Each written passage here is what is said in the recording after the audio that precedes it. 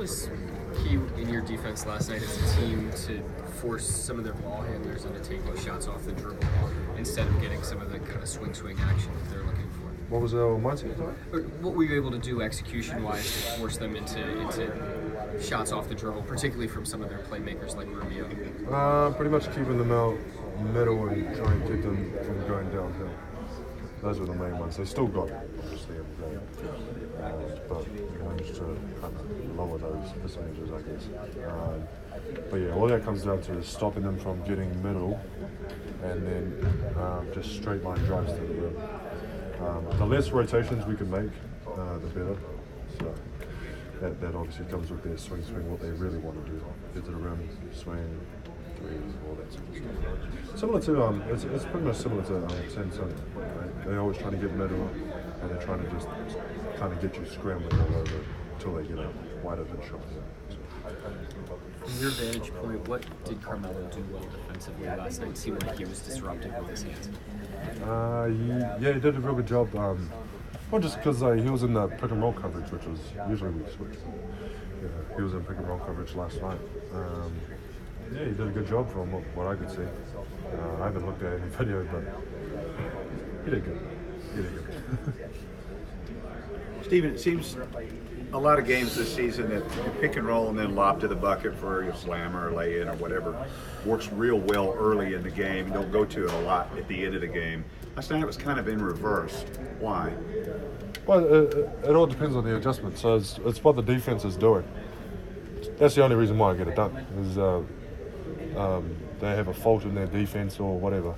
It's a tough play to guard, really. So they have to take away one thing, or they're going to give up the other, right? So early in the game, you've probably seen we were kicking to the three a lot. Whether we shot the shot or not, that's the option. But then late in the game, they didn't pull off.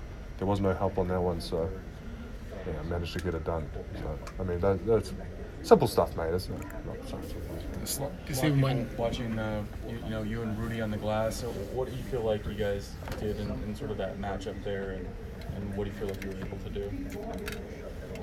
For what?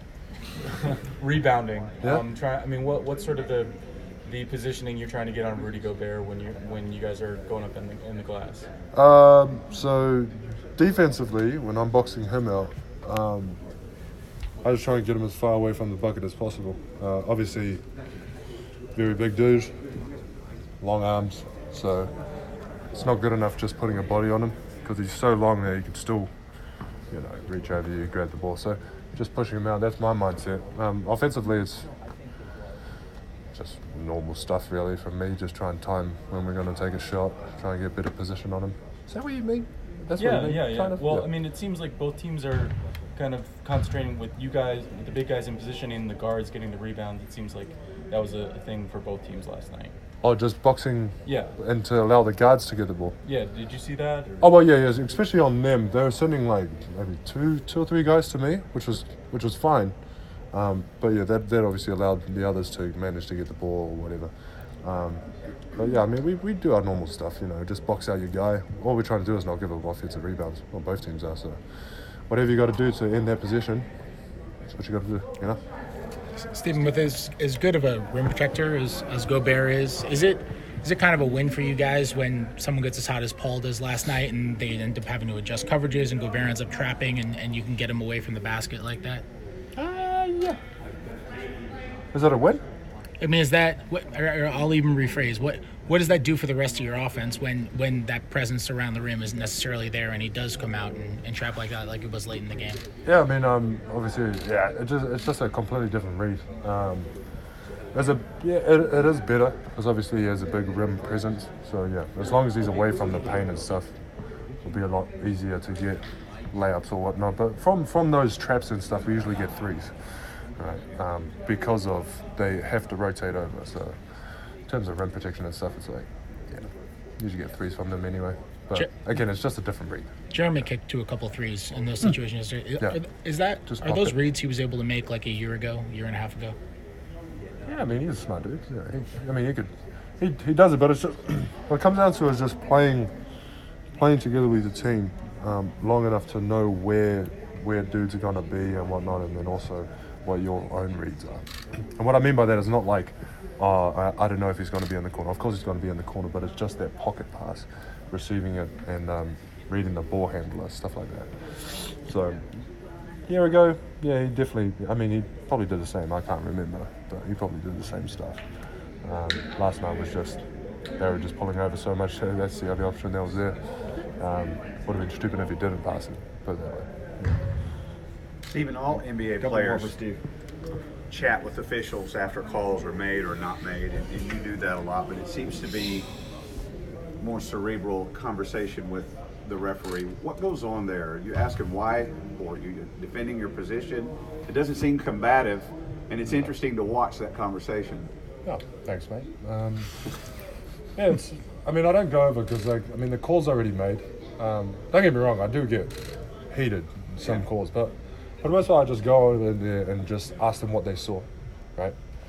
And just try to get what they want me to do from then on. Because obviously, I'm not trying to repeat the same foul or whatever. So whatever they call or whatever it is, I'm just trying to go over and just see what it actually was. How can I not do it again? And then, yeah, just go from there. And, you know, they're good about it, mate. You know, the rest are good about it. Like, oh, you just keep your hands out or some shit. So, yeah, it's all good stuff, mate. When you first came in the league, you Did I? Sorry, mate. Yeah. when you first came in the league, Steve, you were fouling a lot, like your rookie year. Is that one of the ways that you were able to cut down on it? To talk to them? Yeah, obviously experience in that plays a factor is probably mostly. No, it was just, I don't know, it was just different. I think my rookie year, I wasn't allowed to talk to the refs, to be honest. You just can't. You have to earn their respect, right? So, I just like, yeah. One of the rookie year, you just have to go through whatever calls they give you. Is just there. You just got to live with it. Especially how I was playing. Just meathead, bro. Just throwing my body around. So like, yeah, just getting used to it and yeah, playing it how it comes, mate. And obviously now it's a bit better. Now it's just like you actually have like a relationship with the refs. That you could actually just go and talk to them about it. Because, you know, they don't want to call bad calls. They're human. They want to do their best job as well. So obviously you're just trying to like solve the problem together. That's how I see it. But could be wrong, man. I could be wrong. Anybody else? Thanks, Stevie.